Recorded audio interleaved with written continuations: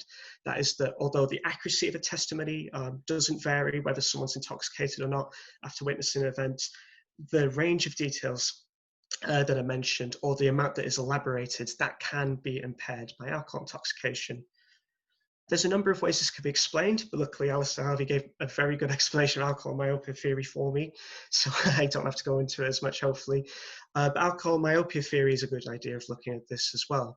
The idea that when people are intoxicated, there's a focus on central details rather than peripheral details in a scene or event. So in that sense, it might not be that accuracy is impaired, but the range of details that people offer may focus on the central and therefore fewer details overall. There's a few people at TARMAC today even who found that accuracy on peripheral details is lower from alcohol intoxication, but not so much for central details. There's also a few people, like Alistair Harvey I just mentioned, who found that peripheral details aren't always impaired, but as he mentioned, that can be due to other issues such as saliency and whether those central details are really salient or not. I find this very interesting in terms of what this means in the development of traumatic symptoms, memory-based traumatic symptoms for PTSD. The dual representation theory of PTSD would suggest that people with a poor contextual representation of a memory go on to compensate with sensory representations instead. These are often decontextualized, like sights and sounds and things that they might hear. These are very generalized, very easy to trigger in a person, can cause feelings of distress and confusion. So the idea being here in terms of the alcohol intoxication, if that impairs the contextual representations, the completeness of a memory, that could lead to people being more susceptible to developing these sensory representations and these trauma symptoms. I'm looking at this in a little more specific light by looking at heavy drinking individuals. A lot of evidence suggests that heavy drinking individuals have more severe trauma symptoms, particularly memory-based symptoms following traumatic events. And of course, people also consume more alcohol following that event as well, not just whilst that event is occurring. The timing of the alcohol intoxication is very important when thinking about this. We mentioned with the alcohol myopia theory, it's causing people to shift their perception and attention whilst intoxicated. This might not be the case with drinking afterwards. It might more be that through retrograde facilitation, it's interrupted the encoding of future memories, so they may not be interfering with that previous traumatic memory. However, there isn't a lot of research looking into the effects of post-encoding or post-traumatic intoxication.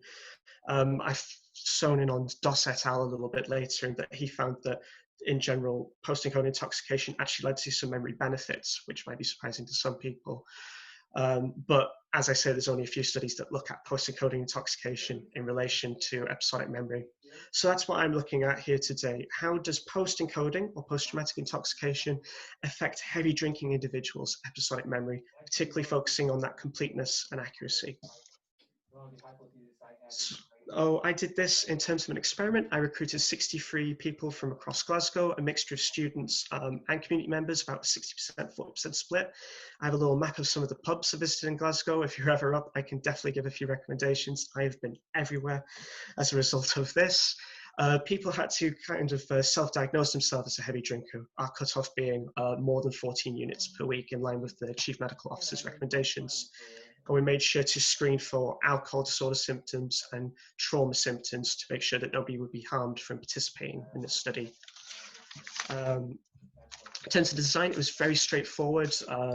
Between subjects experimental design, where people were allocated beforehand to an alcohol group or a placebo group with a low dose of alcohol. I've recorded that as 0.2 milligrams of alcohol per litre of breath. It might be more comparable to 0.04 for a BAC, if that's of any worth to anybody. And there's reasons why I chose a lower dose compared to a higher dose that I'm happy to explain later. So participants were invited to the lab and they watched a short analog film. That is a film simulating trauma, but it's not of a real life traumatic event, for 4 minutes before completing a cognitive processing questionnaire to see whether they process this in a majority conceptual way or in a more sensory, data-driven based way. After that, they were given 45 minutes to consume their beverages, either an alcohol beverage mixed with vodka and tonic, quite similar to what Alistair mentioned, or a placebo beverage where it smelled very similar. They were given 45 minutes to do this, 30 minutes to consume the beverages, and 15 minutes for that alcohol to be absorbed into the bloodstream in the alcohol condition, with a jigsaw puzzle as a distracted task as they did this, and they were breathalyzed. This was followed up by free and cue recall test tasks that I'll explain in a bit more depth to see whether they had an effect on episodic memory performance in general, or just completeness of performance, or these contextual or sensory representations. Participants then left the lab for a week and maintained a diary of different trauma symptoms, how much they were drinking during this week, before returning to the lab again 1 week later to do these tests again to see if performance had changed during the week. I have a small still. The film depicts a car accident. It's not real, but it is quite graphic. It's been used in a lot of eyewitness testimony and trauma films throughout the years. I think Turingi, might not pronounce that properly, first used it, but it has been used consistently in this field.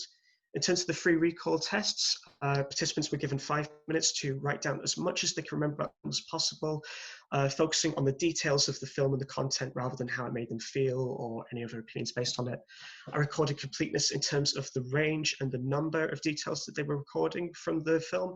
In terms of accuracy is the proportion of what I deem to be correct details from the film rather than just number of details. In terms of the cued recall test, I administered 16 questions about different bits from the film. They were closed answers, so there was only one answer to each question. So how many people were in the car at the beginning of the film, what was the color of this vehicle, and so forth. And participants had to give me an answer, also including whether they felt they remembered or if they knew that answer. Most of you might be familiar with the remember no procedure. The idea being that if they suggested that they could remember, they displayed that autonoetic consciousness of recalling when they saw this in the film, that it's a recollection-based memory. It's quite rich in context. Whereas if they felt if they just knew the answer, that it was familiar, they don't remember seeing it, it's more of a sensory-based detail. It's not that they're being inaccurate, it's just a different feature of episodic memory. Moving on to the results now. In terms of the free recall results, there were no significant differences in the number of details or the accuracy of details between the alcohol and the placebo group, whether that was in the first session immediately after the alcohol intoxication or 1 week later. However, looking within groups, we see differences in that the alcohol condition did provide a greater number of details after 1 week compared to the first session. The majority of these were accurate details rather than inaccurate. By comparison, the placebo condition, the number of details that they included did not change after 1 week. Although I should note that in both the conditions, accuracy also didn't change either, just the number of details being provided. In terms of the cued recall task, we see something similar, although the alcohol group gave fewer no responses, so that like less familiar based memory. In the first session, there weren't significant differences overall between the accuracy or the frequency of remembering no responses in session 1 or session 2. However, looking within groups again, the alcohol condition did increase the number of correct no responses that they gave, and indeed had a higher no accuracy in their session 2 versus to their performance in session 1, and significantly fewer correct remember responses as well. Compared to the placebo group, there was no difference in the number, no significant difference rather, in the number of responses or the accuracy of their responses. So shown from that there, it seems to be that post-encoding intoxication related to a more complete episodic memory for the alcohol group, whereas there was no change in completeness for the placebo group. Whereas on the cued recall test, there was at least an increased tendency to rely on familiarity-based memory after the first week, after post-encoding intoxication, whereas there weren't changes in the placebo group. Though I am aware this is just in terms of within group differences and no significant differences between alcohol and placebo at either time. I included a few slides in discussion about what this might mean in terms of theory and where I might want to go in future with this, but I realize this is TARMAC and it'd be quite a good opportunity for you all to ask me some questions, and I can refer to these if I want to. So I'm happy to leave a few questions here and to accept questions now. There's a few references at the end as well, but if anything is unclear, please feel free to ask. I'd be more than happy to query it. Great, thank you very much. Thank you. Great job. You should feel proud. Thank you. I'm nervous, but yeah. Does anybody want to kick us off?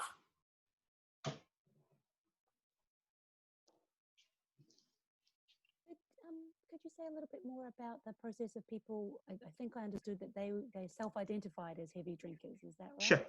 Yes, that's correct. So what we asked people to do is to give us, we gave them I'm just looking for the word here, an example of what a unit means and whether to estimate how much alcohol they drank over the course of a week. We made our cutoff at a 14 units, but we didn't let participants know about this till they came to the lab. They just estimated on themselves how much they consumed each week. I know that there's different parts of the world, different people think that there's different estimates for what counts as heavy drinker, but I did this based on whether that was in line with the chief medical officer's recommendations or not. So the range was quite great, from people who'd consume maybe a little over 14 units a week to some people estimating they consume as much as 80 per week. So I appreciate there was quite a lot of variance in that also. But yeah, very fair point. There's a question in the chat, Benjamin, that asks the rationale behind using a low dose of alcohol. Can you elaborate a little bit? Absolutely. So some of this research, I'm focusing on the memory component here today, but in terms of the scope of a PhD project, I'm also looking at the effect on different trauma symptoms, particularly memory-based trauma symptoms. And there is a little research on how alcohol intoxication affect them, except that's only pre-encoding intoxication. There's a researcher from University College London called James Bisbee who's done a lot of research into this. And he found that that low dose of around 0.04 BAC resulted in the greatest number of intrusions or intrusive memories, which I was also looking at in a different study, whereas it created like an inverted parabola where the higher doses around 0.08 and the placebo doses weren't having that kind of same effect. So I wanted to base it off that initially. I'd also like to point out that the drink drive limit in Scotland is also quite lower than that of England. So the dose that I administered got people to that drink drive limit here in Scotland too. So from an ethical perspective, there was only so much I could administer in the lab also. Though I would be very keen to explore this with a different range of doses or in a naturalistic environment where people could drink as much as they would like to, particularly if they're heavy drinkers. Yeah. Thank you. There's some other great questions in the chat too. Brilliant. About post-encoding trauma. Can you elaborate a little bit more on research about that? Yeah, sure. So a lot of that research has been questionnaire-based or kind of naturalistic, where people find that people who consume alcohol following a traumatic event, in the short term, it can help some of their trauma symptoms so that they're less severe, and that's a self-report measure rather than testing it a lot of the time. But in the long term, so potentially 3 months, 6 months down the line, it is more severe, and some people who've been consuming more following the trauma are more susceptible to an acute stress disorder or a post-traumatic stress disorder. And I think that would be quite interesting if I could follow that from a memory perspective, and that whether there's any differences in memory performance and whether that matches to this fluctuation in the severity of symptoms. When I say post-traumatic in the sense of this study, I'm talking about after they witnessed an analogue traumatic film.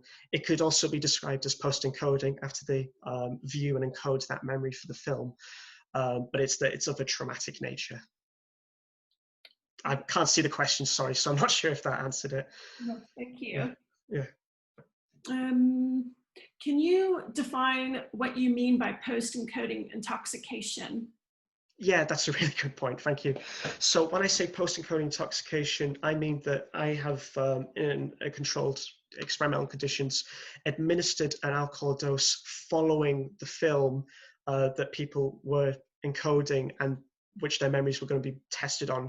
Whereas in previous literature, it's more been that people have been administered with alcohol and intoxicated prior to witnessing something that they would then have their memory tested on. Thank you. There's another question. Do the diaries give any indication of intrusions arising from viewing the film? Yes, absolutely. And I didn't want to talk about it today because I wasn't sure if I had the time, but yeah, so we found in general that people in the alcohol condition were reporting fewer intrusive memories compared to the placebo condition. However, that difference was not significant. Whilst I have to figure this out for myself in my thesis, we also find that there seems to be, in a regression model, a significant influence of the amount of alcohol that people drink within the week that they self-report outside of the lab, which was very difficult for me to control. So I could just account for whether people were consuming alcohol through the week or if they weren't consuming so much. Considering it's a heavy drinking population, I thought it unreasonable to ask people to abstain from drinking for the whole week. So that's another thing that I'd have to account for. But yeah, really good point. Yeah, really important stuff. I know the police are incredibly interested in looking at intoxication delivered at different points in time, not just prior to encoding. So that's really great that, because there's not a lot of research on this at all. One of the questions that's appeared in the chat is whether you have any aspirations for future research looking into these effects on long-term exposure to high levels of alcohol compared to low levels. Oh, definitely. I'd be really interested in that. I mean, obviously, unfortunately, in the pandemic times that we find ourselves in, unlikely to be doing anything in the near future, but I'd be really interested in repeating elements of this study in a naturalistic environment where people can drink as much as they wished, following something. Particularly, I think I caught Altman at some point. There's a lot of studies in bars, particularly with friends, where they would act normally rather than maybe ruminating on this in particular. As well as the idea of maybe testing memory at different points as well. And it's not just immediately afterwards and after 1 week, because it's quite dynamic. In terms of intrusive memories, a lot of them occur quite soon after following the film in the first couple of days, then drop off. So it'd be interesting to see if alcohol related to that also, rather than just administering a small dose in a lab. But I suppose I have to start somewhere. But yeah, definitely. It'd be very interesting to me. And how many days are you having people keep diaries for? For 7 days. Right. So just for the week, just to see what they were doing between day 1 and day 7, if you like, when they come back to the lab. Right. We've used that film before, and after about 3 days, it seems like you get very few intrusions reported about it. So we've stopped at about 3 days. What's your experience like? So some people, it was kind of, I'm not sure if it's whether because I was sending email reminders as to make sure to come back to the lab on day 7, anything like that. But sometimes we do see a little spike before. And this is anecdotally, I haven't analyzed this as such, but there are some cases where participants seem to reflect on it and they think about the film when they're drinking. And that, bear in mind, some of these are placebo participants as well. It's not necessarily that they're intoxicated, they're thinking about it. That's just what the participants perceive. But I would definitely agree with you that the majority of intrusions are occurring in those first few days, and then it tends to drop off. But that's also consistent with other films, I believe, though. I opted for this film because I found that although it is traumatic compared to other things like intimating an assault or inter-partner violence, it might be less difficult for a great range of participants to participate in. Whereas I just had to screen for people if they've been negatively affected by a car accident of this one. But yeah, definitely some limitations with that as well. I appreciate it.